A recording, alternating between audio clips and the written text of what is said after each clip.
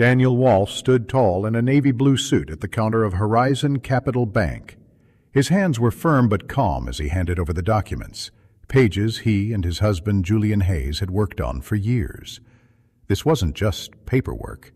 This was the official formation of Equal Start, their nonprofit that had finally secured $40 million in funding to support LGBTQ+ entrepreneurs.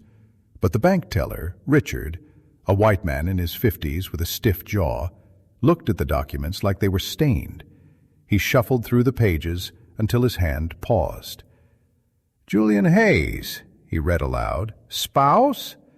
Then he looked up with a raised eyebrow and a sarcastic smirk. "This is your husband?" he asked loudly. "Like a real husband?" His voice echoed across the polished marble lobby. People turned to look. Daniel didn't react. He had heard this tone before many times, but it still stung. He adjusted his blazer, the rainbow pin on his lapel catching the light.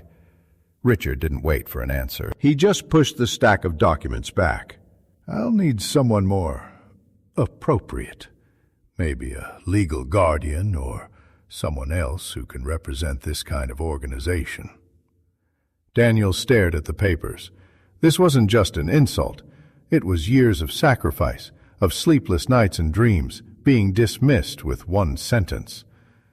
But he didn't argue.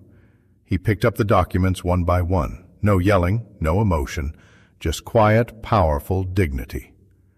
He stepped out of the building into the morning fog. The glass sign above the doors read, Horizon Capital. Daniel looked at his reflection. He was successful. He was respected. He had power. But still, there were people, powerful people, who refused to see past their own prejudice. He opened his phone and called someone. "Elaine," he said softly, "get ready. We're going to remind them who we are." Elaine was more than a lawyer. She was a fighter, a trans woman who had earned her place in a world that never gave her a chance. And she was ready. Because Daniel didn't want revenge. He wanted justice. The next morning, Daniel returned. Same suit, same papers, same purpose. But this time he asked for the branch manager.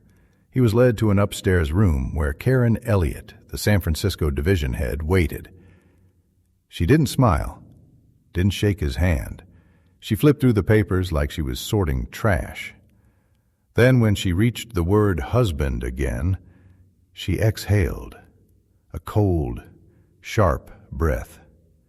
Finally she said, "Maybe you'd be better served at a bank more friendly to organizations like this." Daniel froze. The words hit hard. Friendlier to organizations like this. No legal explanation, no clarification, just quiet rejection again. He nodded, stood, buttoned his blazer. "Thank you," he said, not because she deserved it, but because he knew the power of self-control. Outside, the wind was cold, but Daniel's spine felt stronger, because this wasn't just about him anymore. It was about every LGBTQ+ entrepreneur, every dreamer who would face the same door slammed in their face. He called Elaine again. "Let's give them a reason to remember us," he said, and she understood. Because what Horizon Capital didn't know was that Daniel wasn't just a founder. He was on the board of one of the fastest-growing impact investment funds in the U.S., a fund that managed over $200 million, a fund that, in just a few days, would be choosing a new banking partner. And Horizon Capital was one of the finalists. The same bank that rejected Daniel was now walking into a pitch where Daniel had a deciding vote. They had no idea. A week later, in a private ballroom, Horizon Capital's executives arrived. They were dressed to impress, clean suits, polished shoes, confident smiles. This was the final pitch for the $200 million partnership. They spoke with pride about their systems, growth, and ethics.